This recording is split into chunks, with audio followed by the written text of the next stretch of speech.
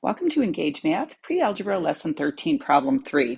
So we are trying to complete a ratio table, and basically what that means is the ratio of x to y, or if you want to think of it as y to x, has to be consistent throughout the table.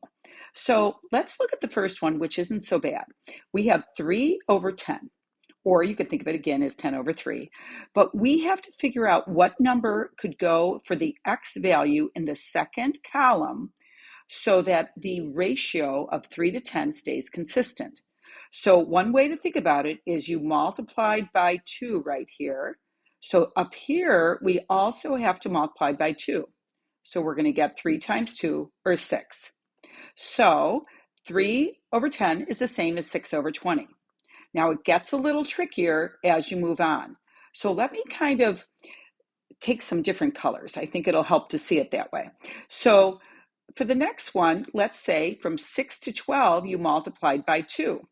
So we're going to do the same thing here, and we're going to do 20 times 2 and get 40. Okay. Now it's going to get a little trickier because if you just look at 40 times what gives you 60, that's a little tricky. But there's a nice way to look at it. Let me just get a different color for us here. What if we did 20 times what gives us 60? Or you could have used the 10 times something gives you 60. But the reason this works so nicely is we know 20 times 3, I'm just going to put a little times 3 here, which means we could take that 6 and multiply that by 3, which gives us a nice 18. Okay, so stop the video if this is confusing and take it one step at a time. All right, so now this time we're given the 60. So let's kind of just take a different color again. And this time, I think the easiest way to get the 60 from one of the x values we already know is to use this 6 right here.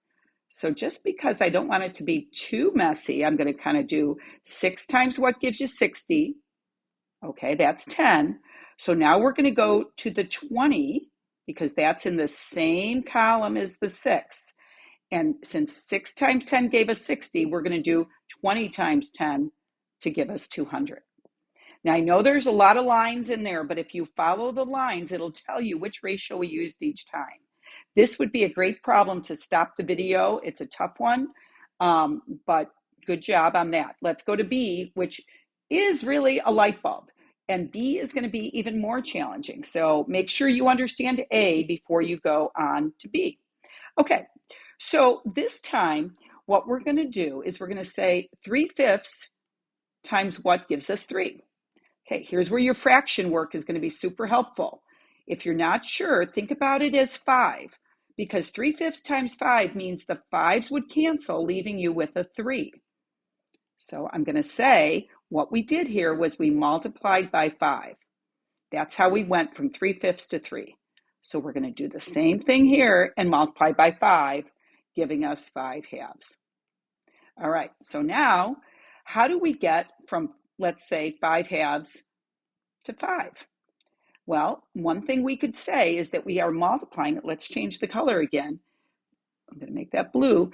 All right, is one thing you could do is think of it as multiplying by 2, because 5/2 times 2 is 5, which means we then have to do the 3 times 2 to keep the same ratio, which is going to give us 10. Okay, again, this is tough, I know it. All right, now I'm going to change the color again so you can follow us. I think the easiest way to go to get 45/2 from one of our other x values, you could use different ratios. You could use 5/2.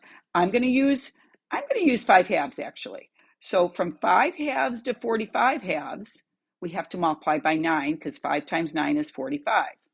So we have to do the same thing here. Since we use the 5/2, we have to use the 3 and also multiply by 9, giving us 27.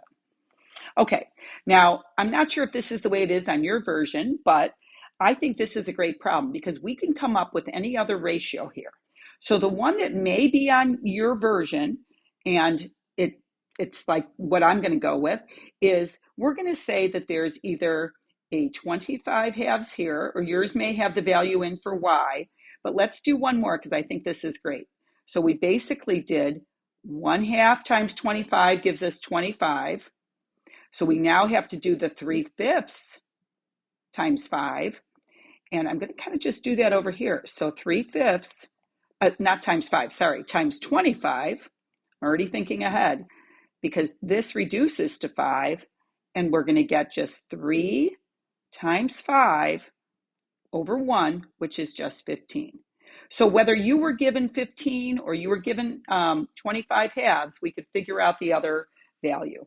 All right, great job today at Engage Math.